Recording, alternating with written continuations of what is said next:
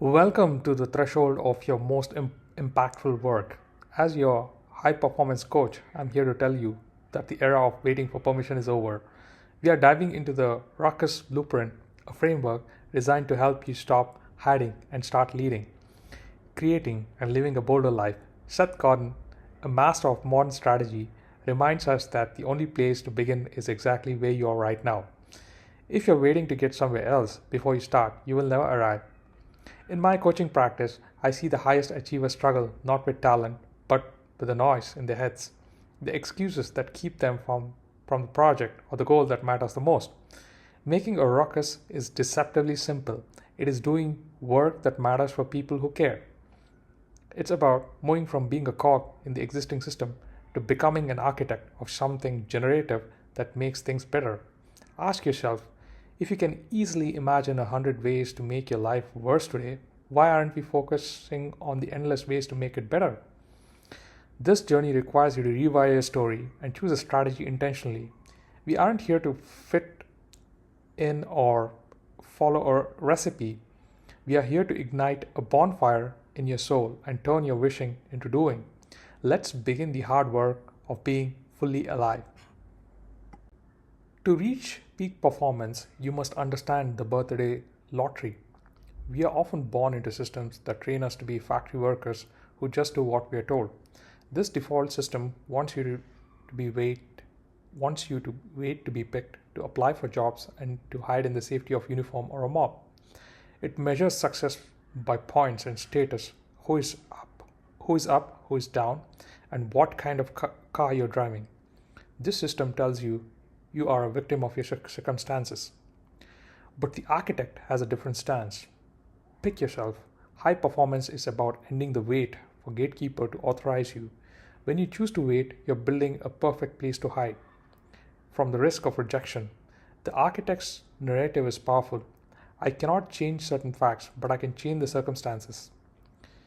You are only a victim if you want to be. While bad things happen to people who don't deserve them, the high performance question is always, and then what are we going to do? Instead of chasing famous colleges for the sticker on your car to prove you're a good parent, the architect does work that matters for people who care. Stop waiting for the world to get back to normal. It's as normal as it's ever going to be. Take agency now. In coaching, we identify resistance as anything we manufacture to get in our own way and protect ourselves from work that scares us.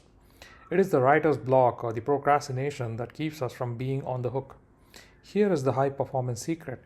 If you don't feel resistance, the work might not be important enough. Resistance is a mandatory part of the package deal for doing something significant.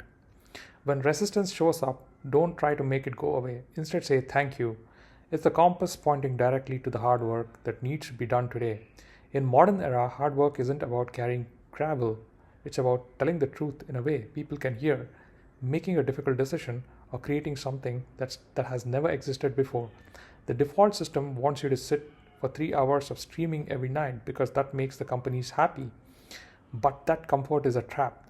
The nagging feeling inside you to write that book, start that business, or volunteer won't go away with busyness. The ache is in your internal guidance system. High performance means using that resistance as your fuel to move forward rather than a reason to stop. Language is the architecture of your reality. Two small words, but and and. Again, two small words, but and and. Do the heavy lifting in the stories, but you tell yourself. When you say reality plus but, you are surrendering your agency. For example, I'm asking positive changes, but my spouse doesn't like it. In this story, the spouse becomes the excuse to stop. You have effectively made yourself a victim of their reaction. High performance requires switching to reality plus and, which allows you to retain your agency. I am making positive changes and my spouse doesn't like it. Now both are distinct truths. The spouse's discomfort is no longer an excuse. It's just a fact you need to solve for. This small shift lets you off the hook from being a victim and puts you on the hook to be an architect. It forces you to hold space for reality while maintaining the responsibility to act. Think of it like a vacation in the train.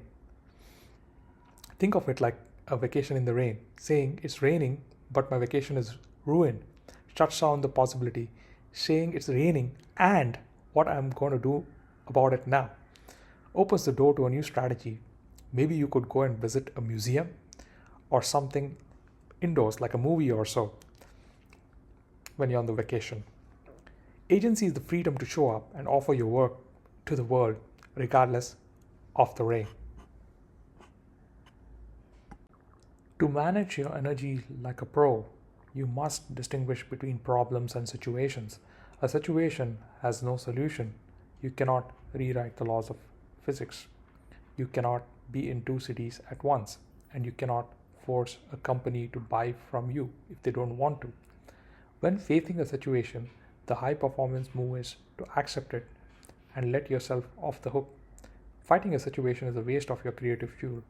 A problem, however, has a solution. You just might not like it. Salary negotiations, breakups, sticking to a budget, or risking judgment are all problems. They are hassles or scary, but there is a way forward if you're willing to accept an outcome that isn't your original dream. For instance, the solution to a salary issue is a 15-minute awkward conversation. If you refuse the hassle, you must settle for what you have. Most problems aren't fun to solve until they are finished, but solving them is where your growth lies. When you face friction, ask, does it have a solution? If yes, put yourself on the hook and solve it. If no, accept it as a situation and move on. Many of us are stuck in status loop fueled by fear. There are three things that motivate people: status, who is up, down, affiliation, do I fit in, and fear, catastrophizing rejection. We often buy armor like $400 sneakers or expensive kitchens, not because we need them, but because we are afraid of being left out, just like in high school. We have been gaslit into measuring things that don't actually contribute to aliveness. The architect's hack is to break this cycle in simple. Name it out loud. Say, I am doing this because I'm afraid, or I'm obsessed with my neighbor's kitchen because I feel left out. Naming it makes it sound ridiculous and shatters the loop. Once you diffuse this status game, you can choose better fuel instead of I'm better than you. Choose the fuel I showed up and made things better. High performance isn't about winning a trophy shortage. It's about who you seek to become. Stop keeping the score of the wrong things. What are you announcing at the dinner table? What are you focusing on? Choose the generous mindset over an insecure one. The dominant system wants you to believe in gatekeepers. It wants you to wait for a publisher to pick up your novel or a talent scout to find you. This is a safe place to hide from the fear of being on the hook. But the architect's pipeline bypasses the gatekeeper entirely. If you have a book in you, make it a PDF and email it to 20 people today. If it spreads, you will get hired. If it doesn't, write something else better. The most challenging 4 words you will ever say are, here, I made this. It is much easier to follow a recipe than to invent something and serve it to people you care about. But picking yourself is where dignity and freedom lie. You don't need a realtor to hire you to clean your attic. Hire yourself to do it today. High performance is about taking the responsibility of showing up and offering your art to the world without waiting for an invitation. Don't wait until you feel ready. That's just another place to hide. The system is designed to sell you things while you wait in the crowd. Build a different circle of people who ask hard questions and hold you accountable for the work you have picked yourself to do. When you're stuck in the wishing mode, the goal feels too big. High performance coaching uses the concept of the minimum viable impact to get you moving. Stop trying to boil the ocean. Instead, focus on the smallest viable audience. Who is the absolute smallest group of people you could impact to make the work worth it? It could be just your sister or your 5 coworkers. If you make an impact on one person, that is enough. Combine this with the smallest unit of art. What is the tiniest shift you can make right now? If you have wanted to go to nursing school for 20 years, stop wishing and volunteering at a senior home for exactly 2 hours a week. If your boss won't let you revamp the company, start a Friday lunch book group for 5 people. These are ways of picking yourself. If you're doing something just for you, call it a hobby and enjoy it without buts or ads. But if it's for others, find that smallest unit and ship it. You don't need 300,000 followers to matter. You need to change one person's life for 2 hours and then do it again. Where do you put the tired? There's a psychological psychosis that leads us to believe that if something is important, it should be easy. This is an illusion. The reality of high performance is that forward motion inherently creates friction. Everybody gets tired. In the Boston Marathon, the only difference between the person who quits at mile 24 and the person who finishes at mile 26.2 is where they have put the tired. You don't get to run the marathon without getting tired. You must tell yourself, I'm going to go to do the important work and I'm going to get tired. I need to be able to do both. Many people use tiredness or resistance as a signal to stop thinking. It means they aren't ready, but high performers know that tired is simply a part of the package deal. Don't wait for the feeling of being ready. That's a safe place to hide. Instead, accept that the tiredness and the important work exist simultaneously. The goal isn't to avoid struggle, it is to get good at dealing with the effects of the effort. You're not behind in your journey, you are becoming through the process of holding both the work and the resistance at once. In the pursuit of excellence, perfectionism is your greatest enemy. It's an infinite loop of finding zero defects that acts as a manufactured excuse to keep you from ever shipping your work. Perfectionism isn't about making the work better, it's about protecting yourself from judgment. High performance requires a clear understanding of quality. There are three definitions. Meeting the spec, the goal. This is doing exactly what the work is supposed to do and meeting the promise you made. A 1984 Toyota Camry has a high quality because it meets the spec perfectly. Once you meet the spec, you stop. Luxury, the bonus. This is exceeding the spec for a premium experience like a Rolls-Royce. It's choice, not a requirement for the work that matters. Perfectionism, the trap. This is the nitpicking that ensures you never ship. No one has ever published a perfect book.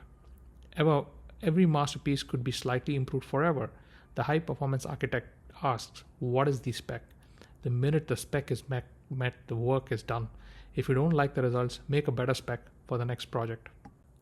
This is a massive difference between just shipping it and merely shipping it. Just shipping it implies you're releasing junk that fails the spec because you don't care. This is too early and lacking integrity. Merely shipping it, however, is the target. It means the work has met the spec and you're releasing it without attachment or argument. High performance is built on the realization that we become what we do. If you want to be a writer, write. If you want to be truthful, tell the truth. We don't do what we become what we do. The fear of making a mistake often leads to a shame spiral where we catastrophize a typo into a social isolation and death. But this is absurd. Use a generous mindset instead. I showed up and I made things better. This is your spec. If you can do that in shots, do it in shots because the outfit isn't the spec. Merely shipping your work allows you to move on to the next thing and continue your evolution. Success is found in the doing, not the perfecting. In the world of high performance, authenticity is often a crock, a socially acceptable excuse for acting like a jerk or succumbing to a bad mood. No one wants an authentic heart surgeon who decides to be subpar because they're having a bad Tuesday. What the world actually wants and what will make you a professional is consistency. Consistency is about making a promise and keeping it. It's about playing the role of the best version of yourself regardless of how you feel in the moment. Seth Godin wears a specific smock to work to signal that he's now the professional who has written 20 bestsellers. You can do the same. When you wake up, ask, if I was playing the role of the best version of me, what would that be like? Then live into it. You don't get tomorrow over again. You only get it once. High performance isn't about being authentically cranky. It's about being consistently magical for the people you serve. Save your authentic bad moods for your best friend. Give the world your professional promise. The attachment trap. To sustain high performance, you must avoid the attachment trap. Attachment means you're trying to control an outside outcome such as likes, praise, or specific reaction. If you tie yourself to the audience reaction, you will both drown, much like two swimmers tied together by ropes. Attachment is a recipe for disappointment. True work that matters is a gift. When you say, "Here, I made this," it must be followed by, "I give it to you and now I let it go." It's not a gift if you're not attached to receiving a thank you note or a specific smile in return. That's just dragging someone else into your story to validate you. High performance is about the generosity of the act itself.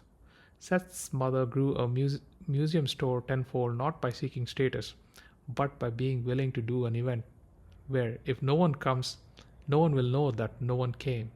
She was willing to plant the seed without being attached to the bloom.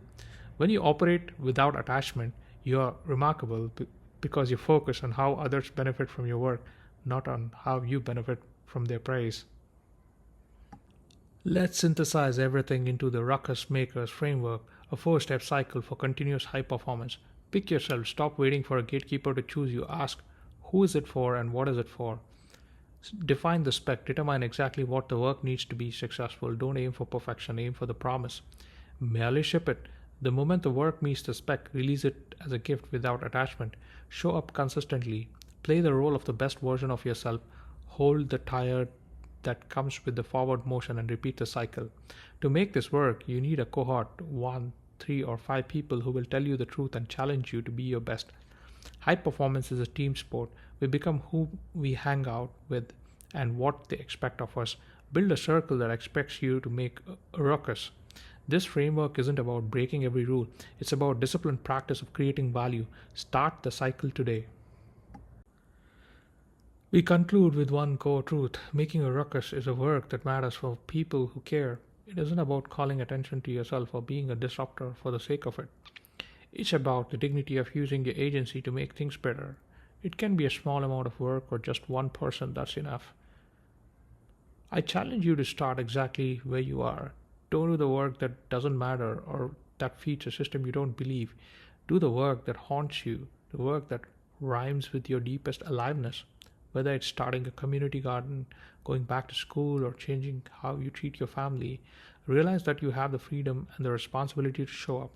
Rejection is a risk, but staying stuck and quietly quitting on yourself is a certain death. You're not behind, you're becoming. The universe is waiting for people like you, people who are willing to do the things others are afraid to do. Now go make a ruckus.